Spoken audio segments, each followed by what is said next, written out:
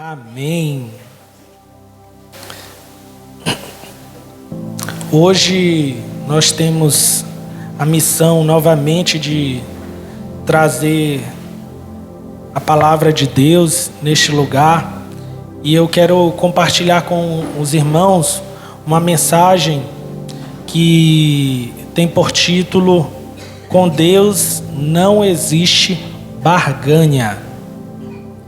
E para a gente começar essa mensagem, a gente vai ler lá em Gênesis 22, do versículo 1 ao 19. Gênesis 22. Quem achou, diga Lion.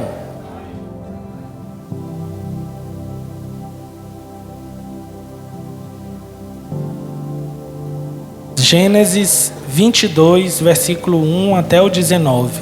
A gente vai fazer uma leitura rápida. É o sacrifício de Abraão a Deus. Passados esses acontecimentos, Deus submeteu Abraão a uma prova, convocando Abraão, Abraão, ao que ele redarguiu: Eis-me aqui, Senhor. Então Deus lhe ordenou: Toma Isaque, teu filho, teu único filho, a quem tu muito amas, e vai-te à terra de Moriá. Sacrifica-o ali como holocausto. Grave essa palavra. Sobre um dos montes que eu te indicarei. Abraão levantou-se bem cedo, selou o jumento e tomou consigo 2 de seus servos, o seu amado filho Isaque. Ele ainda rachou a lenha para o holocausto e se pôs a caminho rumo ao lugar que Deus havia mostrado. No terceiro dia, Abraão levantou os olhos, viu de longe um lugar que Deus havia determinado. Abraão ordenou aos seus servos: Permanecei aqui com o jumento. Eu e o menino iremos até lá, adoraremos e voltaremos a vós. Então Abraão tomou a lenha do holocausto e a colocou sobre os ombros do seu filho Isaque. E ele mesmo levou brasas para preparar o fogo e o cutelo. Enquanto caminhavam os dois juntos, Isaque chamou por seu pai: Abraão, meu pai. Meu pai. Ao que replicou prontamente Abraão: Sim, meu filho. Então Isaque indagou: Eis o fogo e a lenha, mas onde está o cordeiro do holocausto? Assegurou-lhe Abraão: Deus proverá para si, seu filho, o cordeiro para o holocausto. E continuaram a caminhar, ambos juntos. Finalmente, quando chegaram ao lugar que Deus lhe apontara, Abraão construiu um altar, dispôs a lenha, depois amarrou o filho e colocou sobre o altar, em cima da lenha. Abraão estendeu a mão e apanhou a faca para imolar o seu filho. Enquanto o anjo do Senhor o chamou do céu: Abraão, Abraão. Ao que prontamente lhe respondeu Abraão: Eis-me aqui. Não estendas a mão contra o rapaz, ordenou o anjo. Não lhe faças nada. Agora bem sei que temes a Deus, porquanto não me negaste teu filho, teu único filho. Em seguida, Abraão, tendo erguido os olhos, viu atrás de si um carneiro, preso pelos chifres entre os arbustos. Tomou Abraão o carneiro e ofereceu em holocausto em lugar do seu filho. Então deu àquele lugar o nome Yahvé-Jireh, o Senhor proverá. Por isso, até os dias de hoje, no monte do Senhor se proverá. O anjo do Senhor bradou uma segunda vez do céu, chamando Abraão, e declarou: juro por mim mesmo, palavra de Yahvé, porquanto me ofereceste este gesto, não me negando o teu filho amado, o teu único filho. Esteja convicto que eu te cumularei de bênçãos. Eu te confirmarei uma posteridade tão numerosa quanto as estrelas do céu, e quanto a areia que se espalha pelas praias do mar. E a tua descendência conquistará as cidades de todos os que levaram contra ti. Por intermédio de teus inúmeros descendentes serão abençoados todas as nações da terra, porquanto tu me obedeceste. Então retornou Abraão a seus servos, e juntos partiram para Berseba, onde passou a habitar. Glória a Deus. Essa é a palavra. Foi uma leitura um pouco longa, mas é para que você entenda todo o percurso de Abraão até o sacrifício que ele faria com seu filho. E como eu falei, o tema da mensagem tem a ver com Deus não existe barganha. E Abraão, se você observar, ele teve disposição. Primeiro, o Senhor falou com ele. E logo em seguida, se você observar lá no versículo 3, Abraão se levantou bem cedo. Ele não esperou 1 semana, 2 semanas, 3 semanas. Então, Abraão teve disposição, logo que o Senhor falou para ele, de entregar o seu próprio filho. Só que aquela disposição ainda não era um fato consumado. Então, o Senhor deu uma orientação para ele: procure um monte, caminhe, vá até o monte que eu te mostrarei.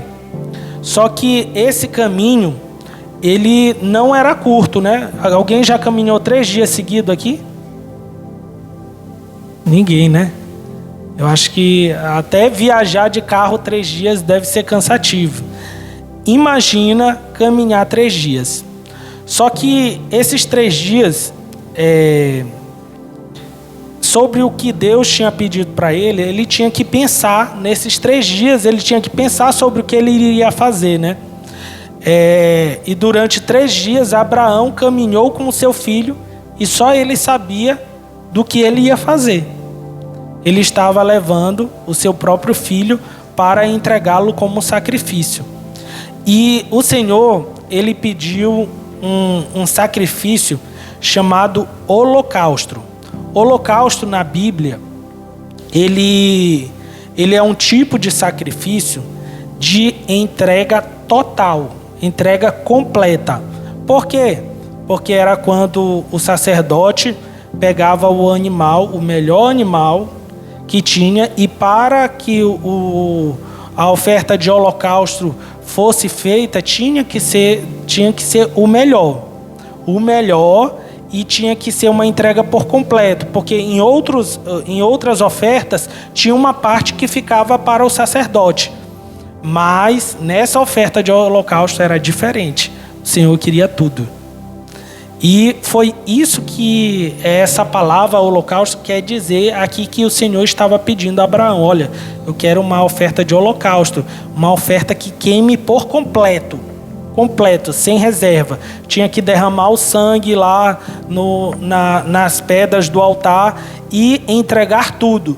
É por isso que lá na frente a gente vai ver que o primeiro ato de Abraão seria ferir o filho dele. Então ele foi com machado, com cutelo. O primeiro ato dele seria esse. E ele caminhou 3 dias pensando nisso. Ele sabia, Abraão já sabia o que era um sacrifício de holocausto. E ele caminhou 3 dias pensando nessa história.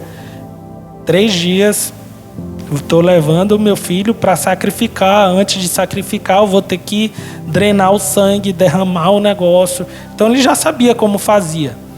Então era todo um procedimento que tinha que fazer, e eu imagino que ele ficou pensando isso.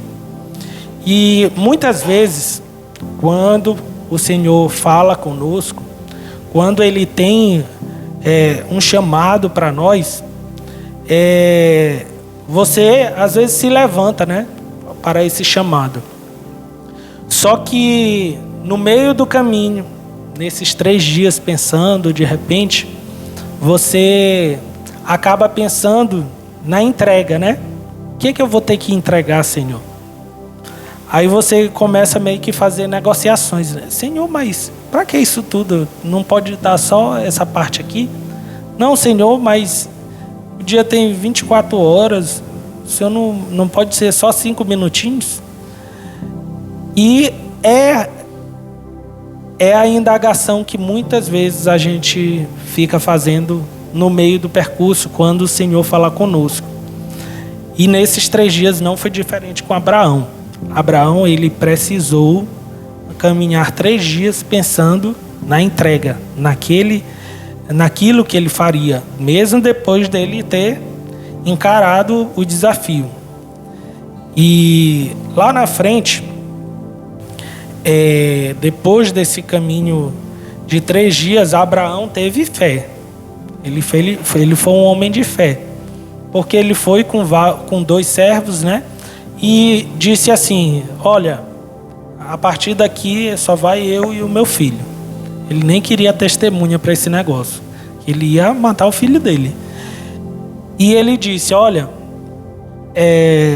eu vou e volto.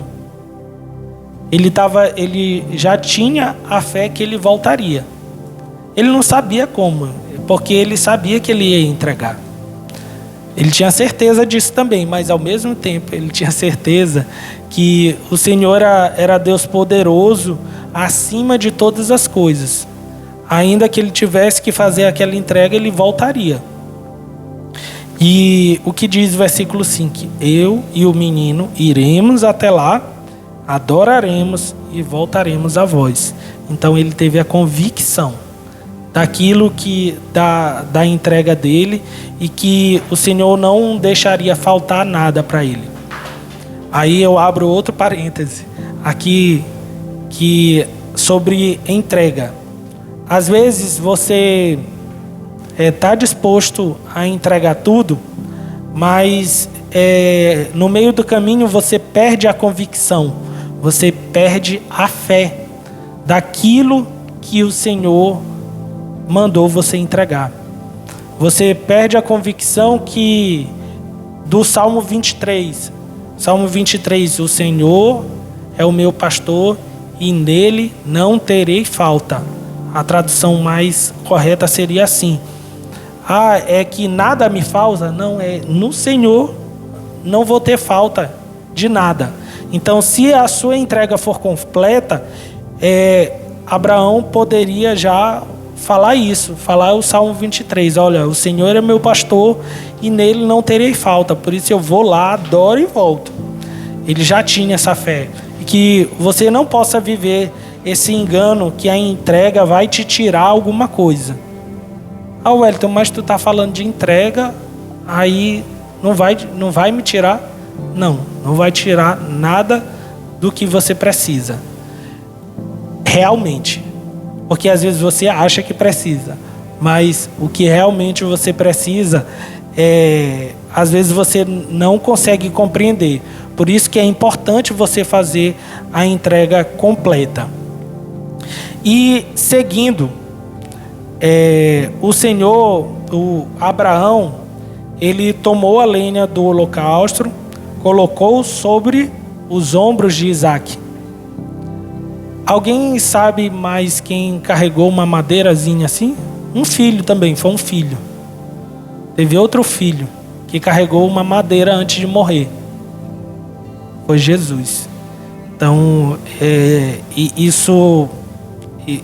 a Bíblia ela é cheia de contextos e aqui já era apontando o sacrifício que aconteceria com Jesus Cristo. Só que aqui Abraão entregou para o seu filho a madeira do holocausto. E o que aconteceu com Cristo na cruz? Ele levou a cruz para ser crucificado.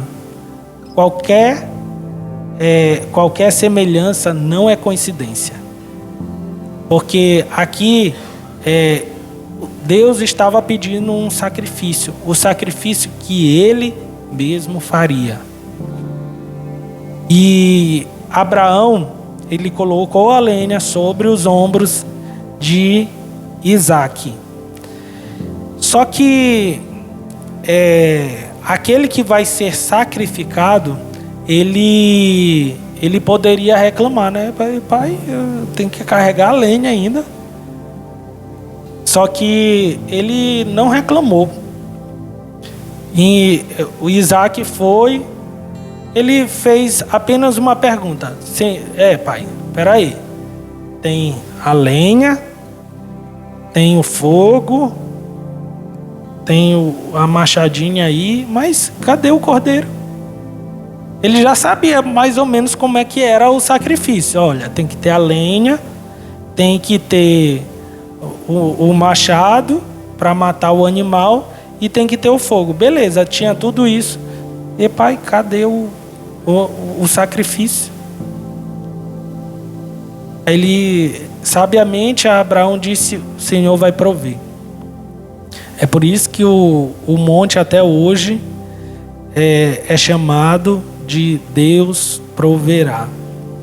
Aí, na entrega, a entrega pode te perguntar.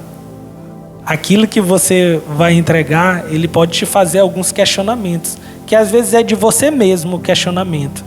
A entrega pode te perguntar: sim, tu vai me entregar? Ele não estava falando isso, mas era para mais um questionamento a Abraão. O filho talvez não sabia, mas existia mais um questionamento aqui. Aí o Senhor, às vezes, te deu a missão, você foi, aceitou, caminhou, e agora, naquela hora, aquele negócio que você vai te entregar vira para você e pergunta: tu vai me entregar? E o que você faria, né? Você entregaria? E Abraão, ele agiu sabiamente e disse: o Senhor vai prover. E eu quero te falar que o Senhor, ele é provedor. Ele é Deus proverá, é Jeová Jirê, como assim fala a Bíblia. Ele é Deus provedor. Então, ainda que a sua entrega seja a mais difícil, ele é Deus provedor. Ele é Deus provedor para a sua vida. E Abraão não tinha dúvida sobre isso. Por isso ele disse: o Senhor vai prover o cordeiro para si.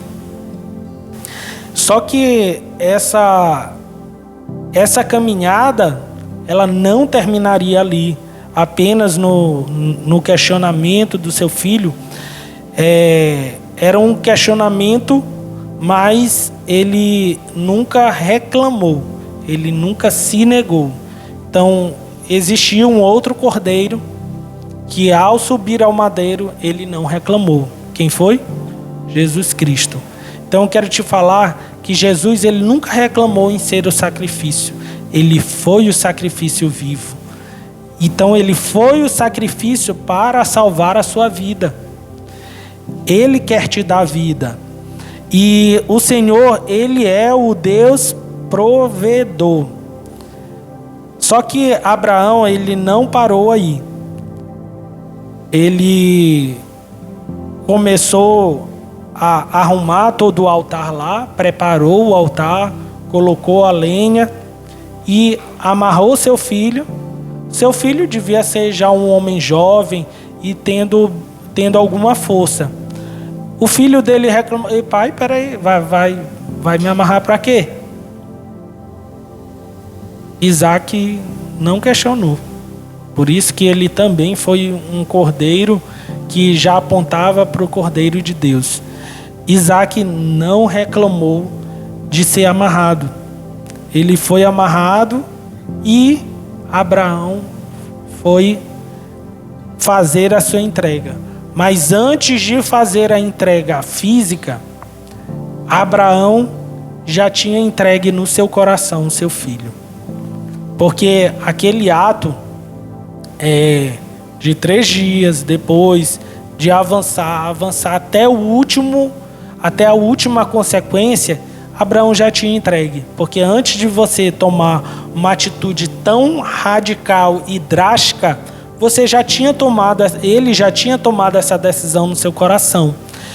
E às vezes na nossa vida, a gente meio que fica fingindo que tomou a decisão, né? Às vezes o Senhor pediu algo a você e você ainda não tomou essa decisão no seu coração. Primeiro você precisa tomar a decisão dentro do seu coração, para depois o que é externo se tornar exposto.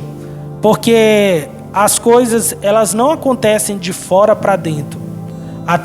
Toda transformação, ela vai acontecer de dentro para fora. Então você precisa tomar decisões dentro de você, nas suas convicções.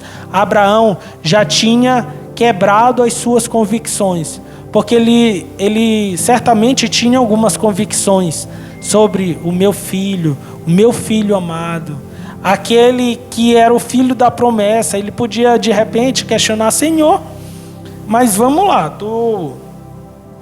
foi uma dificuldade para ter esse menino. Alguém lembra aí como é que foi a dificuldade de nascer Isaac? A mulher lá já com quase 100 anos. Aí o Senhor disse: não, eu vou te dar um filho e tal. Aí o Senhor fez um milagre, um negócio já diferenciado. Aí o Senhor pede. Ele podia questionar, né? Porque usar até a palavra de Deus, lá que o Senhor tinha falado: Senhor, mas o Senhor não disse que era para eu ter esse filho ia ser muitas gerações e tal. Abraão questionou? Abraão não questionou. Ele fez.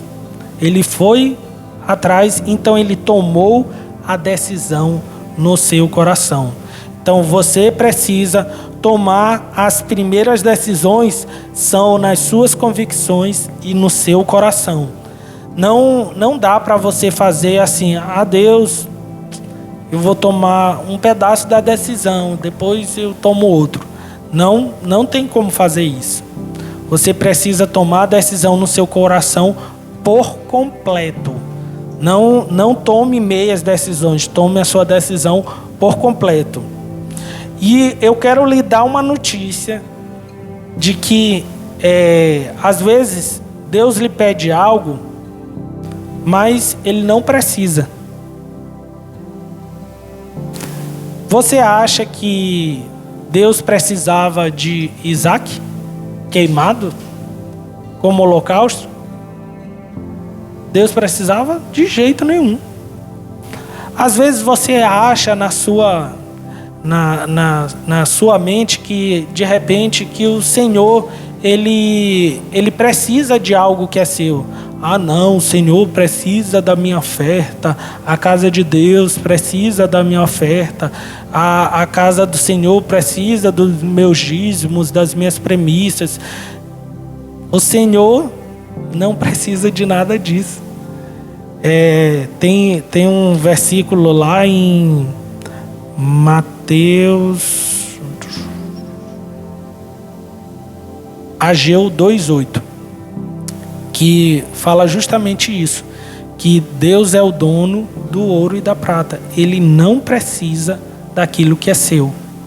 Ele não precisa dos seus recursos. E ouro e prata a gente não está falando só de recursos, de dinheiro, mas de todos os recursos, até do seu filho. Ele não precisa do que é seu. E como dar um presente a alguém que não precisa? Você já tentou, assim, passou por essa experiência, assim, uma pessoa que é muito próspera, uma pessoa que assim, você vê que tem tudo, aí você fica assim, meu Deus do céu, o que eu vou dar para essa pessoa? Porque eu acho que ela já tem tudo. Imagina isso. Você já passou por essa experiência, assim, de repente ter uma situação que você queira dar um presente e você olha para a pessoa e diz assim, mas ele já tem tudo. Pois é, Deus é assim, ele já tem tudo.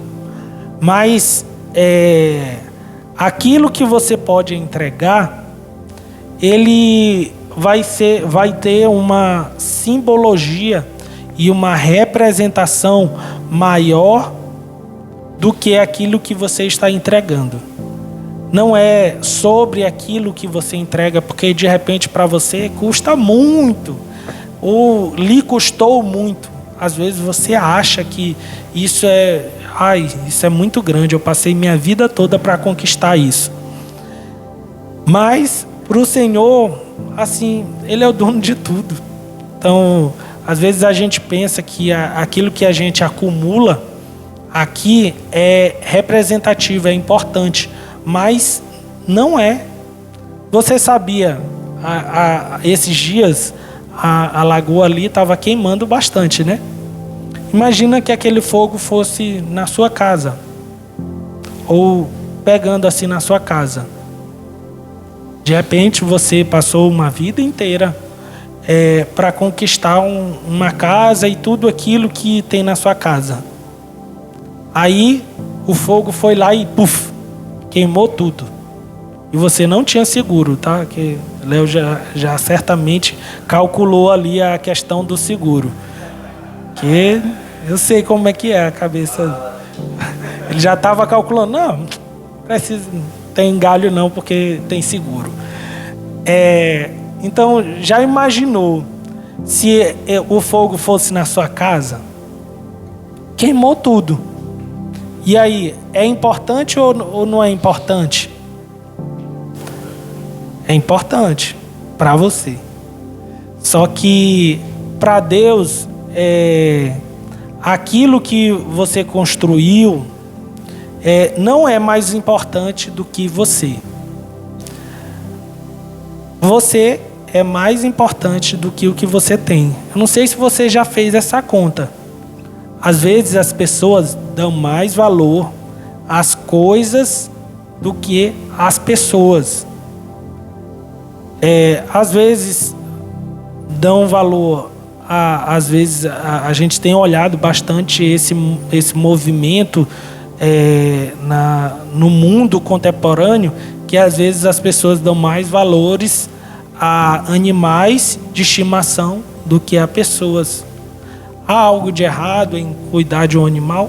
De jeito nenhum. Isso faz parte. Agora, você dá mais valor aos animais do que às pessoas, aí já não me parece muito alinhado. Então, a gente precisa dar mais valor aqui às pessoas. Aqui, as pessoas são eternas. Wellington, eternas e heresia esse negócio aí. A sua alma é eterna. Você vai viver a eternidade. A gente falou um pouco sobre isso no culto passado. E todo ser humano, ele foi criado para a eternidade. Só que você precisa escolher qual a eternidade que você vai passar. Se vai ser com Deus, com Jesus, ou vai passar com o capiroto, com o diabo, com Satanás, o jeito que você quiser chamar. Só tem esses dois caminhos, com Deus, Jesus, Espírito Santo, a Trindade toda lá, e os meus irmãos, com certeza, glória a Deus. E a outra opção é o inferno.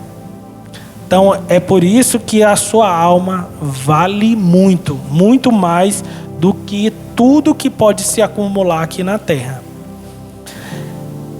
E eu queria que você fizesse algumas reflexões hoje sobre o que dar, né? A gente leu logo no início do culto, lá em Salmo 116, 12. Queria aí que a gente acompanhasse Salmo 116, 12.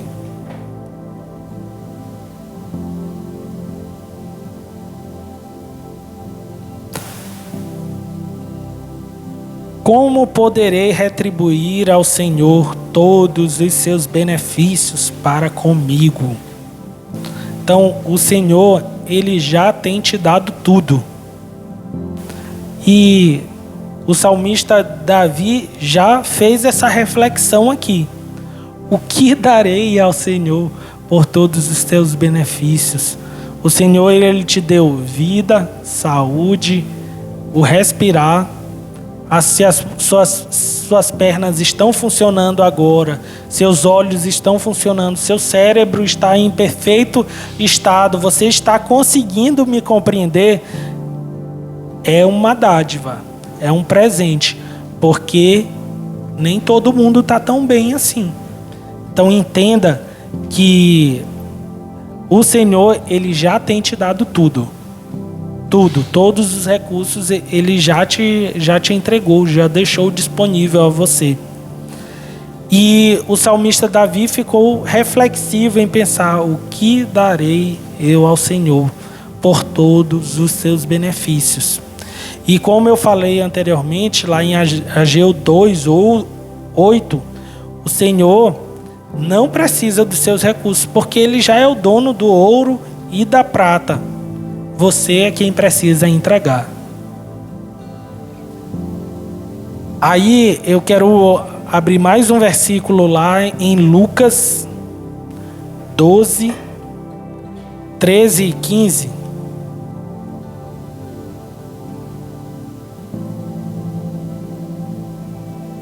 Lucas 12, 13 e 15.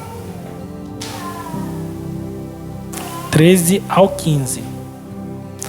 E aconteceu que, nesse ponto, um homem estava no meio da multidão que lhe requereu: Mestre, ordena ao meu irmão que divida comigo a herança. Porém, Jesus lhe replicou: Homem, quem me designou como juiz ou negociador entre vós? Em seguida lhe advertiu: Tende cautela e guardai-vos de toda e qualquer avareza, porquanto a vida de uma pessoa não se constitui do acúmulo de bens que possa conseguir. Então, o que eu quero lhe falar com esse pequeno ensinamento que foi dado aqui por Jesus: não seja escravo das suas conquistas.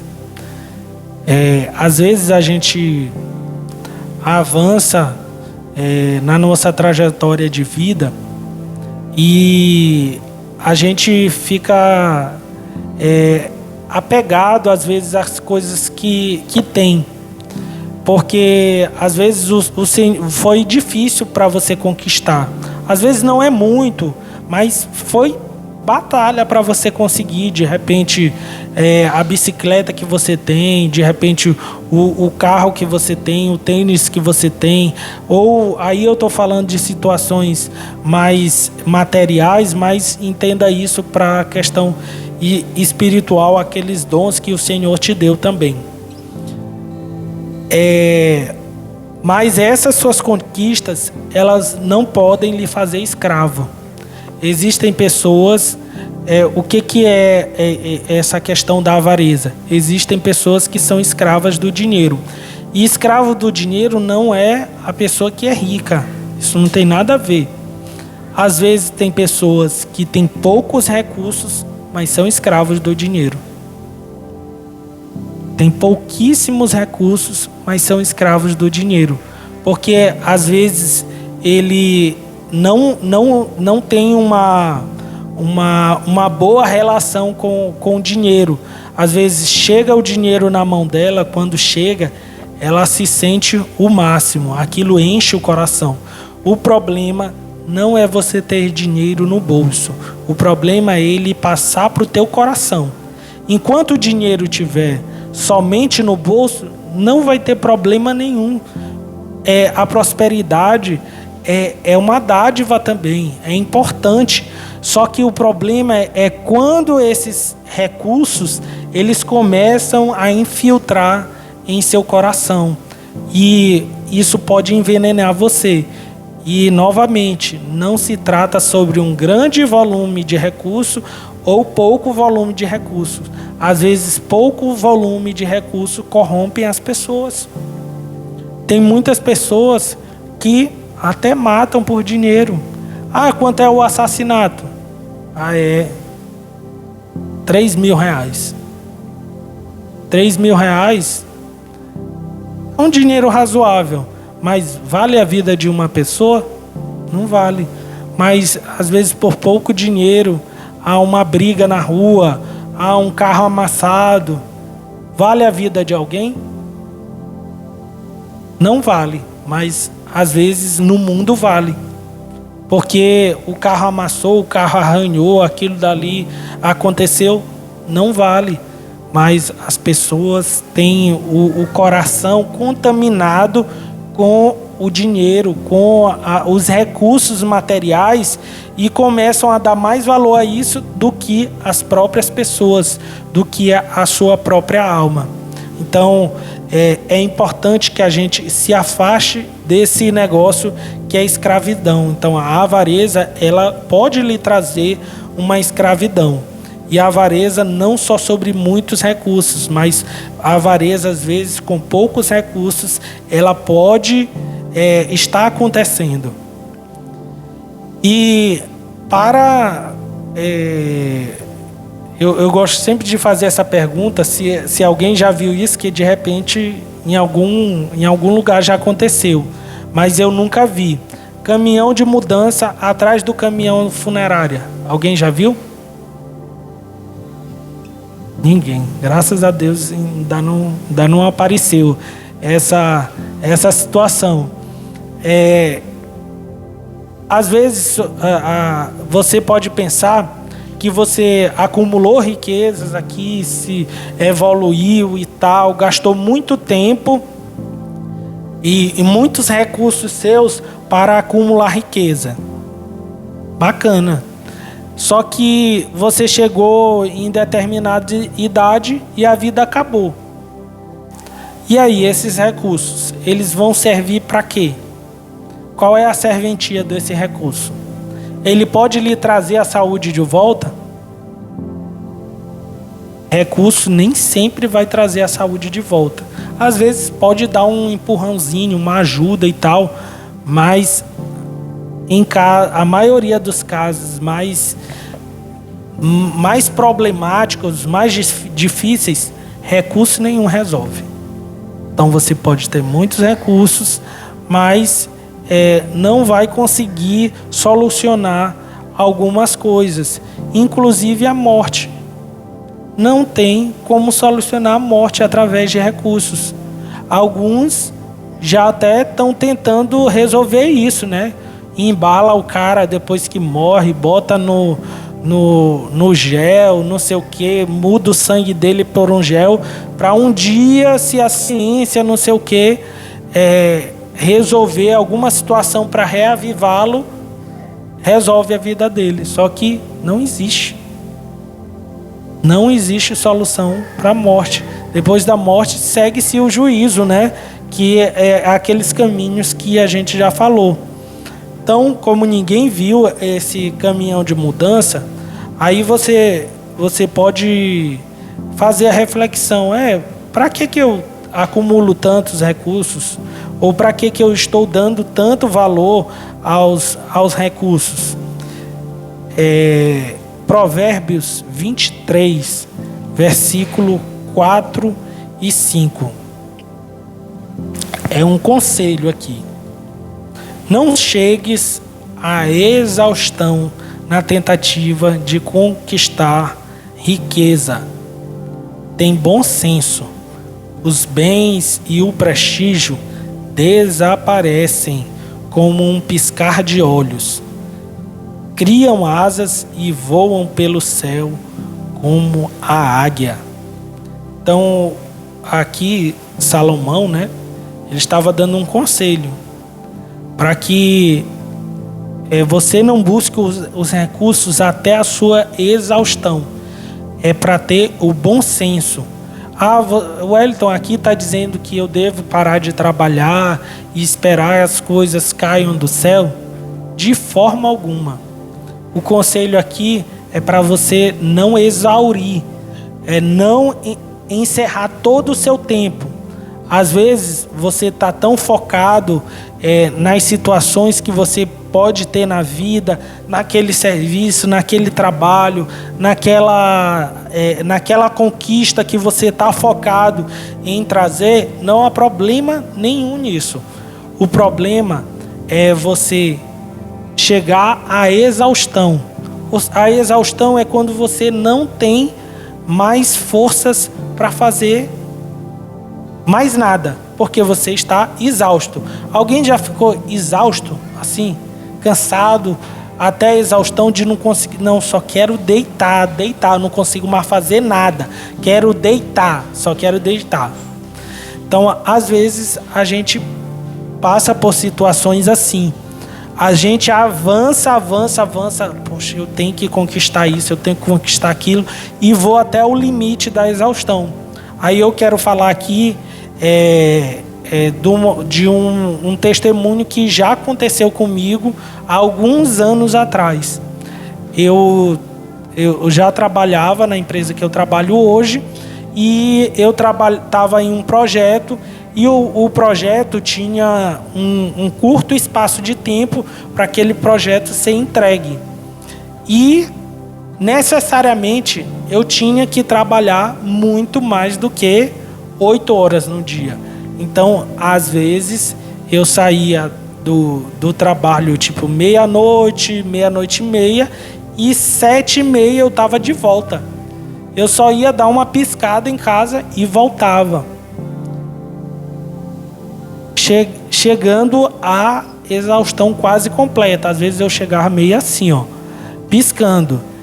Só que minha vida, por cerca de 1 ano e meio, eu fiquei nesse ritmo de trabalhar muito mais do que 12 horas por dia, 10, 12 horas por dia, em média, era 10, 12 horas por dia. Às vezes trabalhando sábado e domingo também. Wellington, foi assim. A minha vida virou esse negócio durante um certo projeto. Aí me pergunta, o que você conseguiu com isso? Nada. Consegui um bico de papagaio. Vocês sabem o que é bico de papagaio? Um negócio na coluna. E uma hérnia de disco. Eu consegui isso. Com esse negócio do trabalho, eu consegui. Então essa foi minha conquista aí, por trabalhar até a exaustão. Então, e olha lá, como eu trabalhava muito, tinha adicional noturno, não sei o que de banco de horas e hora extra, não sei o que. Às vezes meu salário dobrava. Adivinha? O salário não sobrava. O salário dobrava, mas não sobrava. Olha que coisa doida. Então, para você entender que os recursos que você vai até a exaustão, às vezes eles não servem de nada. E eu estava perdendo momentos de vida.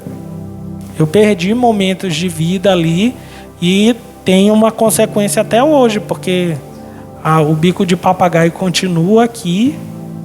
De vez em quando ele diz oi. E a hérnia de disco também. De vez em quando ela diz oi. Quando eu começo a engordar um pouquinho, ela diz oi, estou aqui. E é importante você entender que a exaustão, ele não vai te dar. Aí, falando também da minha experiência, do que eu vivi, a exaustão não me entregou, não fez eu colher nada. Só colhi coisas negativas, não tive colheita positiva. Aí, logo em seguida, depois desse período, eu não lembro exatamente como eu cheguei nesse versículo, mas eu cheguei no versículo, no capítulo 6 de Mateus 33. Mateus 6, 33. Buscar em primeiro lugar o reino de Deus e a sua justiça, e as demais coisas vos serão acrescentadas. Aí eu procurei, rapaz, será que é isso mesmo? A palavra parece que tá falando um negócio assim que faz sentido. Aí eu comecei a tentar praticar, né? Opa, não vou sair do trabalho no horário, para ver o que dá, ver se eu não vou ser demitido, vou ver se o negócio não vão reclamar no meu ouvido no outro dia. Tentei uma semana, tentei duas, até que ficou tudo certo. Eu comecei a cumprir a jornada normal de um trabalhador comum, de 8 horas por dia. Se acumulava uma horinha num dia, no outro dia trabalhava menos. Então comecei a cumprir a minha carga horária e continuei entregando melhor.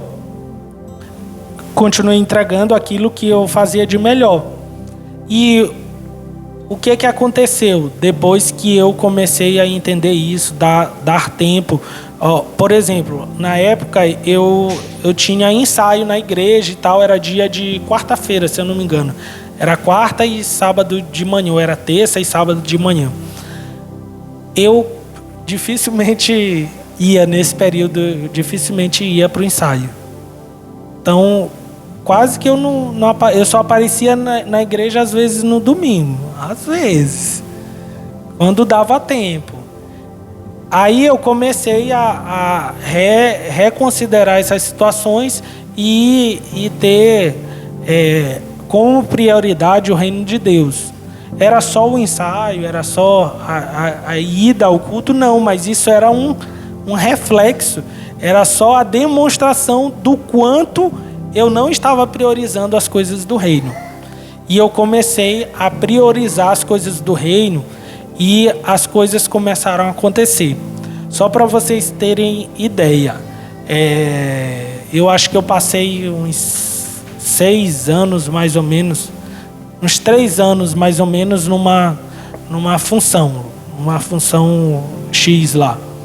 E depois que essas coisas que eu comecei a ter uma mentalidade, o Senhor começou a tratar isso na minha vida, eu acho que eu era promovido quase todo ano.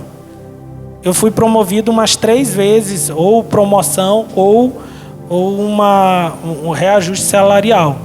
Então eu fui promovido umas 3 vezes depois disso. E de lá para cá só tem sido assim, os céus abertos nessa área da minha vida. É para você entender que não adianta você utilizar todos os seus recursos. Os recursos que você tem da sua vida, a sua própria vida, não adianta. Você vai se esforçar muito e vai colher pouco. Ou nada. Ou você pode colher negativo, né? Ainda pode escolher negativo. Eu colhi negativo ainda, não foi nem nada. Eu colhi negativo, porque eu colhi prejuízo. E até a ciência explica um pouco sobre isso, sobre a questão de exaustão, né? Quando você ocupa demais a sua mente e se ocupa demais, você começa a entrar numa curva de baixa produtividade. Uma pessoa que trabalha direto, assim, sem descanso, pode ter certeza, ela está trabalhando em baixa produtividade. Ela não vai produzir a mesma coisa de uma pessoa que descansa, que dorme, que tem momentos de descompressão. É totalmente diferente a produtividade. Outro dia, eu tinha uma situação muito importante para entregar do trabalho, era um negócio bem complexo, e eu já tinha trabalhado o dia inteiro. Fui eu acho que até umas 7 e pouca da noite tentando fazer o cálculo e não sei o que. O cálculo era muito complexo, não dava errado. Aí eu, quer saber? Não. Por hoje chega, não dá, não tá dando certo. Aí Aí fui seguir fazer minhas coisas. Eu não sei que dia era esse, eu vim ensaiar, se era culto, alguma coisa assim. Aí eu deixei esse trabalho lá de lado. Não vou conseguir entregar. Enfim, queria entregar no prazo e não sei o que, não vou. Aí no outro dia de manhã, cheguei zerado. Adivinha em quanto tempo eu resolvi o problema? Não foi 5, mas 30 minutos já estava 100% resolvido. E eu tenho certeza que eu passei mais de 4 horas depois da exaustão tentando resolver. 100%. Tenho total certeza que eu passei mais de 4 horas tentando resolver aquele problema, porque a exaustão já tinha tomado de conta. Então, provadamente, você não é produtivo o tempo todo. Você pode até achar que você trabalhando muito está fazendo muito, mas é inverso. Você trabalhando muito, às vezes você não faz muito, você produz menos. Wellington, eu ganho por hora. Então, se eu estiver lá fazendo ou não fazendo, tô nem aí. Mas é só para você ter o entendimento que a produtividade também não vai acontecer. E essa foi uma sabedoria que Salomão já deixou registrado. Não trabalhe até a sua exaustão. E você precisa ter clareza naquilo que você tem que dar importância. A gente falou bastante sobre a eternidade na semana passada, e você precisa ter a clareza daquilo que você vai dar importância, se é as coisas desse mundo ou as coisas do reino. Abraão tomou uma decisão. Ele tomou a decisão de entrega. Ele fez uma entrega completa, sem fazer barganha com o Senhor. Ele podia dizer: Senhor, mas eu não posso levar ele só para ajudar. Ele ajuda, Senhor, consagra esse menino lá, o holocausto vai ser teu, o bezerrinho, o cordeirinho vai ser teu. Ele não barganhou com Deus. Ele fez uma entrega 100% e totalmente completa. Aí eu quero, já para finalizar, aleluia, ler lá com você em Romanos 12 e o versículo 1.